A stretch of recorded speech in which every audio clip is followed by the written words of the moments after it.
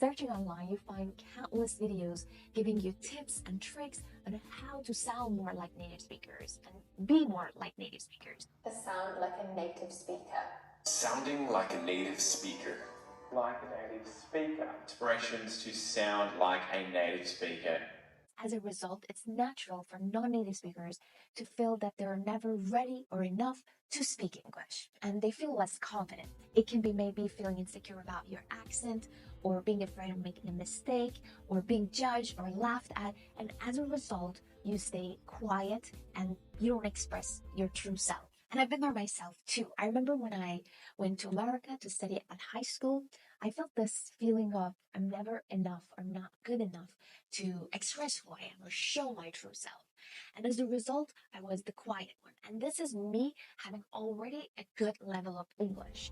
In this case, it wasn't even about my English language, but it was more about what's in my mind and the story I kept telling myself.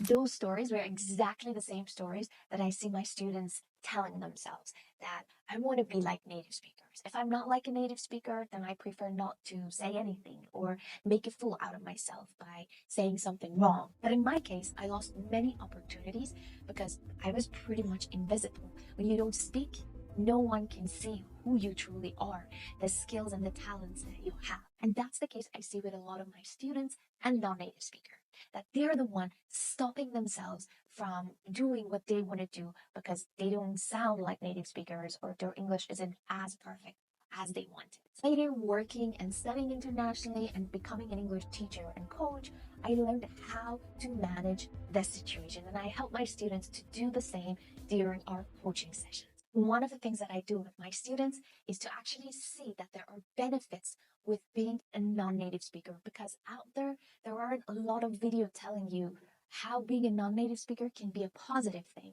Instead, you see that you should be like a native speaker. My intention with this video is to bring a balance to this story so that you can see the strengths that you have as a non-native speaker and to feel good about being a non-native speaker. Because the way you feel about yourself truly matters.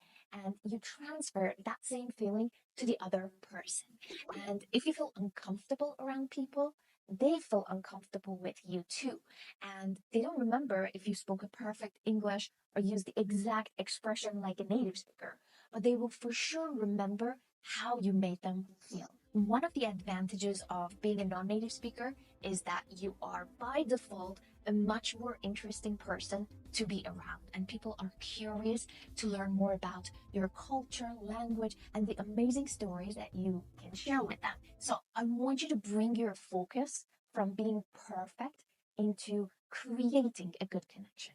I had an Italian friend that he was really good at this. He would actually translate Italian expressions into English by simply saying, in Italy, we have an expression that says, essere come prezzemolo, for example, which literally means to be like parsley.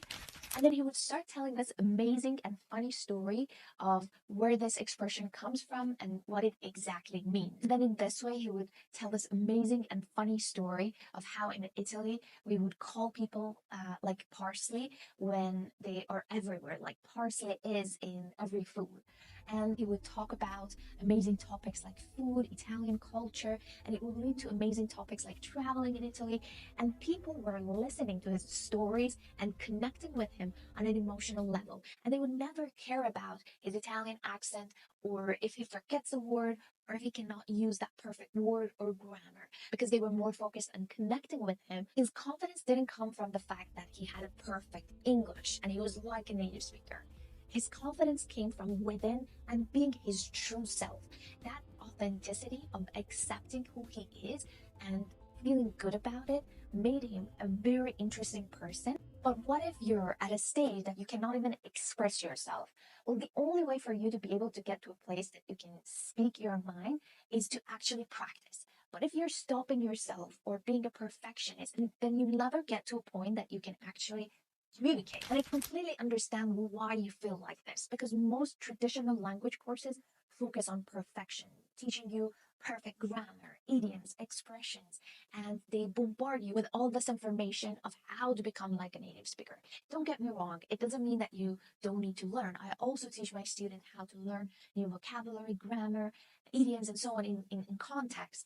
But what I'm trying to say is you need to find the right balance, because focusing only or too much on the technical aspect of being perfect like a native speaker stops you from being your true self and creating a connection with others. Because at the end of the day, the whole purpose of learning a different language is to be able to connect with others and communicate effectively. I've created a guide about 5 lessons traditional language courses aren't teaching you, and this is actually one of the lessons: how to create a connection rather than being perfect.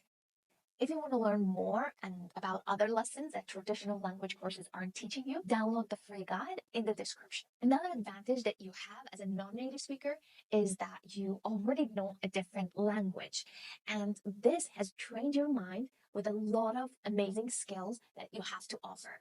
You have trained your brain to gain more mental abilities such as your memory, problem solving, multitasking, and many more. Now, let me know how this video helped you to switch your mindset and maybe see things a little bit differently.